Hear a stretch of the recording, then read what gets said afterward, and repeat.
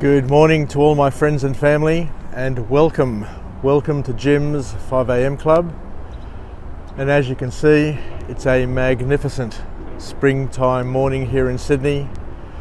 We've got the sun coming up over the east there, just hugging the beautiful Sydney Opera House, and it's a start to another glorious morning. Thank you once again for joining me on Jim's 5am Club, and today we'll do a walk and talk and chat about things. It's a challenging day for me, but then again, every day has its challenges, but we'll do the best we can just to get through each and every day.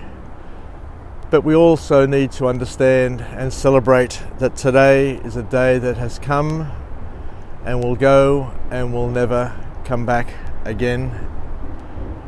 And the question is, how many of these days do we have left? How many summers do we still have to celebrate? Only God knows. So the key is to try and make the most of what we've got while we've got it. And today I plan to make the most of this gift. Let's do a walk and talk, and I'll come back shortly and finish up. Anyway, what are we going to talk about today on Jim's 5am Club? There are so many topics, so many things that we still need to cover, and as I said, I'm committed to delivering 1,000 vlogs over the next year in English and 1,001 in Greek, and my goal is to try and capture all the knowledge, all the learnings that I've been able and fortunate to have picked up over the years in my life, and pass them on. My mantra is live, learn, and pass it on. The ancients used to say that there is absolutely no difference between a blind man or a blind person and a person who sleeps in the morning, because both will miss this magical hour. Both will miss this magical moment. It's the magical hour where the sun rises, and it's absolute glory. It's a gift from God to those who make an effort to get up, to embrace it, and to make the most of it. So I encourage you, whenever possible, to make the most of these beautiful spring mornings. And all it is a decision to get up, get out of the bed, and get somewhere close to the coast where you can see the sun rise in the east. Anyway, what I've planned just briefly to talk about today is I'm one of the few people who are fortunate to have said that they've been to Greece in 2020. I spent Christmas and New Year's in Greece with family and friends, and I thank God that I made that decision, because not very many people are going to be able to claim that they've been to Greece in 2020, and hopefully I'll be able to get there in 2021, but we'll wait and see. But while I was overseas this year, I was talking with my cousin Anna Gigas, who is well versed. She loves reading. She's just like her father in many ways. She likes reading and she loves talking. And we're chatting away there one morning, and she said something which has stuck with me and quite profound. Something that stuck with me for quite a while, and it stuck with me today, because yesterday was the anniversary of Theodore Kotronis's victory in Tripoli, where they fought the Ottoman Turks and basically freed Tripoli from the mainland of Greece from Ottoman rule. And Anna said something which makes a lot of sense, and I'll try and find a bit of background and a bit of evidence behind it just to support it.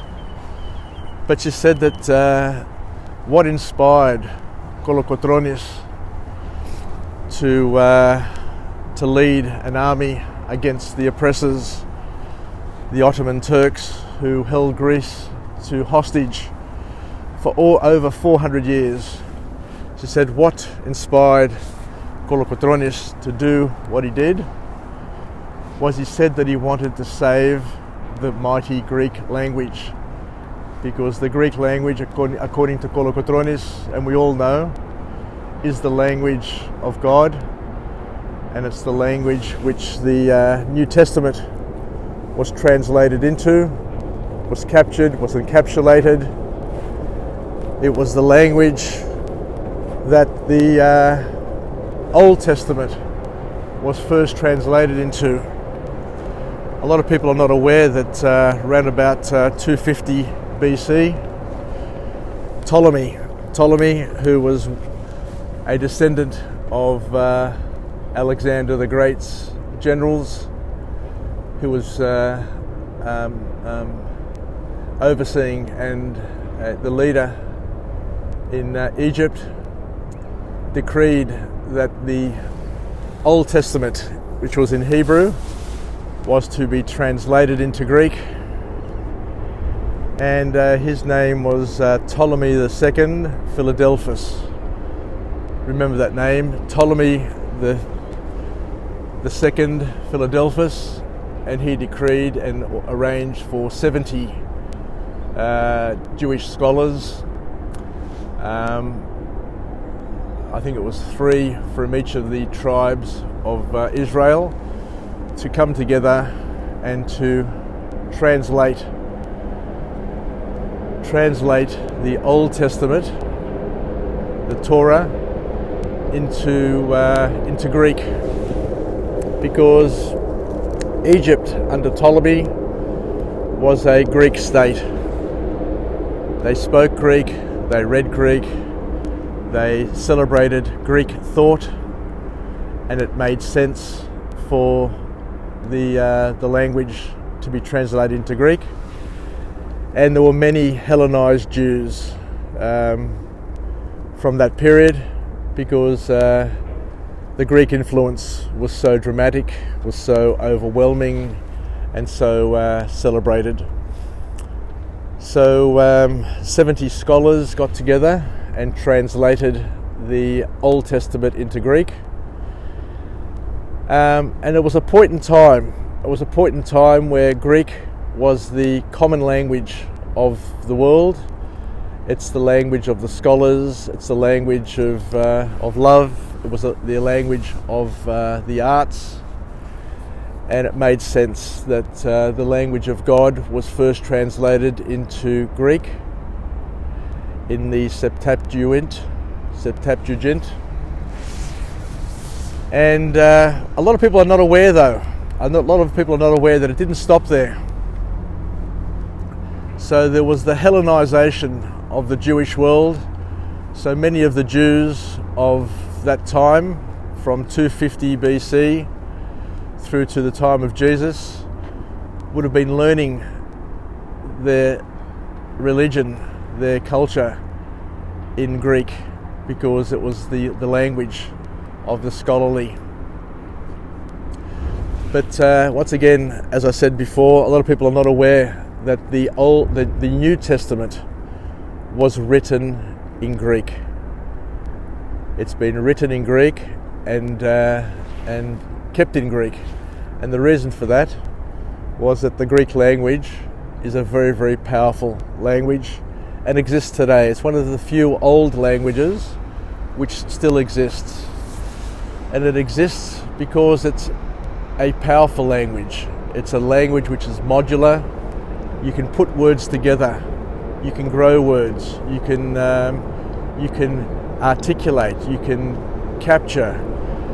There are nuances in the Greek language which make it beautifully balanced for capturing complex concepts, the sciences, the medicines, the philosophies, and the whole thing which surrounds it is that it was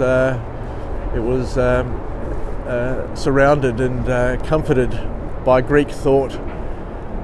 And the bottom line is that the Greek language at the times of Jesus was also the language which was the common language spoken throughout the world. Anybody who was anybody would be speaking Greek and understanding Greek. And even Galilee, where Jesus first called the apostles, the first called apostle, Andrew, was a Greek name. He was a Hellenized Jew. And interesting to note that many of the mothers of the apostles, of the apostles, most certainly more than half, had Greek names. So the Hellenization of the Jewish people is the foundation of our Christian faith and our beliefs, and for that reason Greek is an important language to keep and survive. And for that reason Theodoros Kolokotronis, the freedom fighter, said that it was worthy to die for in order to help it survive, because it was the language of God. And even today, the New Testament in Greek is absolutely poetic. And when it gets translated into other languages, just like everything, there is a loss in translation. Words aren't the same. You can't take a Greek word and easily translate it into Latin, into English, into German, into Japanese, into a host of other languages, because each language has its power in its language, and not everything can be easily translated. So for that reason, and for that reason only, if I were to have to learn another language, my first choice would always be Greek. And my recommendation to everybody is to not allow the Greek language to die, because by allowing the Greek language to die, you're actually causing the death of the Word of God. So thank you very much for joining me today. It's a powerful moment to talk about these topics, and it's not easy, because people think that when you talk about these things, it's a certain arrogance, it's a cultural arrogance that we have, but it's not. All we're doing is relaying what we've had passed to us, and things which are factual, because at the end of the day, nobody can deny that the Greek language was used to convey the Word of God in the New Testament. The language of the church for over 1,000 years was Greek. The ecumenical councils, the debates about Christianity in the early church was held in Greek. And for that reason, it's called Greek Orthodox, because it's Greek thought, it's Greek language. It was encapsulated and survived in Greek, and then passed on to other languages and other people.